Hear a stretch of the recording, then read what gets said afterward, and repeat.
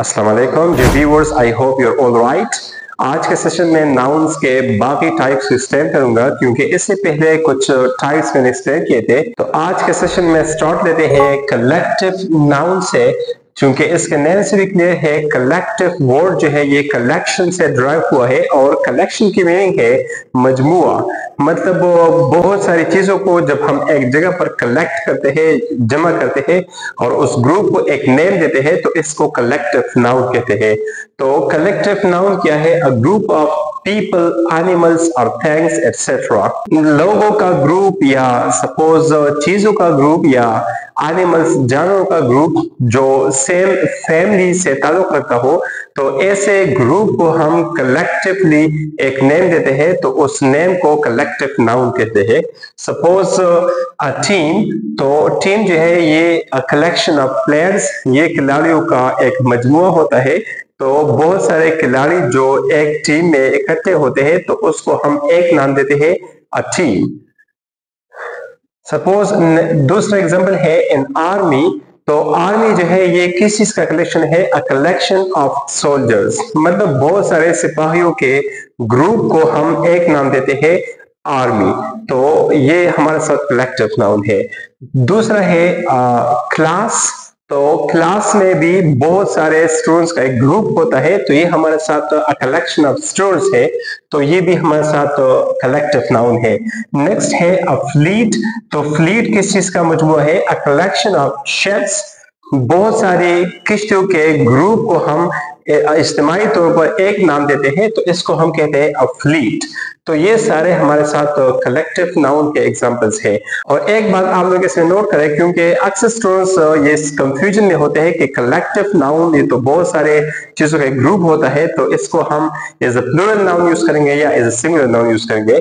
So collective nouns are considered as singular, तो collective noun जो है इसको हम सिंगुलर कंसिडर करते हैं, अगरचे ये बहुत सारी चीजों का एक ग्रुप होता है और इसको हम इज्तिमाई तौर पर एक नाम देते हैं, तो ये हमारे साथ सिंगुलर कंसिडर होगा।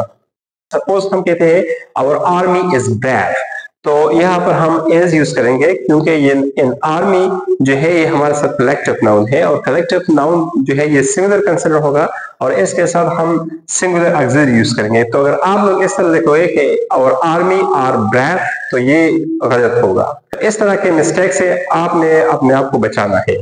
तो इसके बाद है एब्स्ट्रैक्ट नाउन, तो एब्स्ट्रैक्ट नाउन क्या होते हैं? इसको हम कुछ यूं डिफाइन करते हैं कि such a noun that can neither be seen nor touched, वो नाउन्स जिसको हम न तो टच कर सकते हैं न इसको हम अपनी आंखों से देख सकते हैं, तो ऐसे नाउन्स को हम एब्स्ट्रैक्ट नाउन कहते हैं। इसको हम सिर्फ फील कर सकते हैं। तो इसमें नेम्स आते हैं इमोशंस की, फीलिंग्स की, कॉन्सेप्ट्स की, आइडियाज की और स्टेट्स की और क्वालिटीज की। इन चीजों के नेम्स इसमें आते हैं जो ये सारी चीजें जो है इसको हम न अपनी खुली आंखों से देख सकते हैं और न इसको हम अपने हाथ से टच कर सकते हैं। तो इमोशंस सपोज इसमें है हैप्पीनेस और सैडनेस, एंगर, मतलब खुशी, परेशानी या गुस्सा। तो ये इमोशंस है, ये हमारी अपनी फीलिंग्स होती है डिफरेंट सिचुएशंस में, और ये चीजें जो है इसको हम अपनी आंखों से न देख सकते हैं न इसको हम पकड़ सकते हैं, मतलब ये हमारे मेंटल प्रोसेस से ताल्लुक रखता है। तो इन चीजों को न देखा जा सकता है न टच किया जा सकता है, तो ये हमारे साथ एब्स्ट्रैक्ट नाउन्स है। नेक्स्ट है कंसेप्ट्स, तो जितने भी कंसेप्चुअल नेम्स है तो ये भी एब्स्ट्रैक्ट नाउन में आते हैं क्योंकि ये भी नजर नहीं आते हैं, इसको हम टच कर सकते हैं। सपोज फ्रीडम, आजादी, जस्टिस, इंसाफ, इक्वलिटी, मसावत, बराबरी, तो ये चीजें जो है इसकी कोई फिजिकल शेप नहीं होती जिसको हम अपनी आंखों से देख सकें। नेक्स्ट है आइडियाज, मतलब नजरियात, ख्यालात, तो ये भी ऐसी चीजें हैं जिसका ताल्लुक हमारे माइंड से होता है और इसका कोई फिजिकल शेप नहीं होता। सपोज होप, उम्मीद, फेथ, अकीदा, क्रिएटिविटी, तख्लीक, तो ये चीजें जो है ये हमें नजर नहीं आती, ये भी एब्स्ट्रैक्ट नाउन है। नेक्स्ट है स्टेट्स, मतलब जो डिफरेंट हालत होते हैं। सपोज हम ह्यूमन बीइंग के डिफरेंट स्टेट्स लेते हैं। पहले जो है ह्यूमन बीइंग चाइल्डहुड में होता है, बचपन में होता है, इस स्टेज में होता है, फिर यूथ, फिर जवानी के स्टेज में आता है, और नेक्स्ट जो है ये थोड़ा सा इससे हटकर एग्जांपल है पॉवर्टी, मतलब गुर्बत, तो ये डिफरेंट स्टेट्स है ह्यूमन बींग्स की। तो ये भी इसका भी कोई फिजिकल शेप नहीं होता। So we will take these things apart from its object. ये चीजें जो है हम उस ऑब्जेक्ट से हट कर लेते हैं जिस ऑब्जेक्ट के साथ इसका ताल्लुक हो। मतलब चाइल्डहुड का ताल्लुक जो है इंसान के साथ है, तो इंसान तो हमें नजर आता है, लेकिन हम इंसान की बात नहीं करते, हम उसके स्टेट की बात करते हैं। तो चाइल्डहुड, यूथ, जवानी या सपोज पॉवर्टी, इंसान पर गुर्बत का स्टेट भी आता है। तो ये चीजें जो है ये नजर नहीं आती। तो ये भी एब्स्ट्रैक्ट नाउन है। फिर इसके बाद है qualities.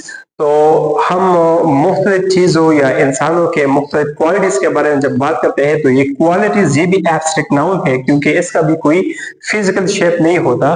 Suppose kindness, honesty, bravery, तो ये ऐसी चीजें हैं जो हमें नजर नहीं आती, इसको हम सिर्फ फील कर सकते हैं।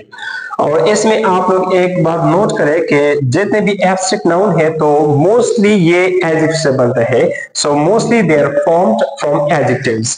तो अभी आप लोग देख रहे हैं हैप्पी एडजेक्टिव है और इससे एब्स्ट्रैक्ट नाउन बना हैप्पीनेस।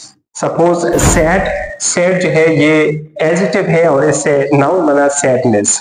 इस तरह एंग्री एडजेक्टिव है और एंगर इससे नाउन बना, एब्स्ट्रैक्ट नाउन बना। सपोज फ्री, फ्री जो है ये एडजेक्टिव है और फ्रीडम इससे नाउन बना। या सपोज जस्ट, मतलब मुनसिफ, इंसाफ पसंद, और इससे नाउन बना जस्टिस। तो आप लोग नोट करें जितने भी ये एब्स्ट्रैक्ट नाउन है तो मोस्टली ये एडजेक्टिव से बनते हैं, लेकिन जरूरी नहीं है, बाज जो है खुद एज अ नाउन भी होते हैं जो किसी एडजेक्टिव से नहीं बनते। सपोज होप, उम्मीद, तो ये किसी एडजेक्टिव से नहीं बना है। या सपोज इमोशन से हम बात करते हैं, लव या हैट, नफरत या मोहब्बत की, तो ये भी खुद जो है नाउन है, किसी एडजेक्टिव से ये नहीं बना है।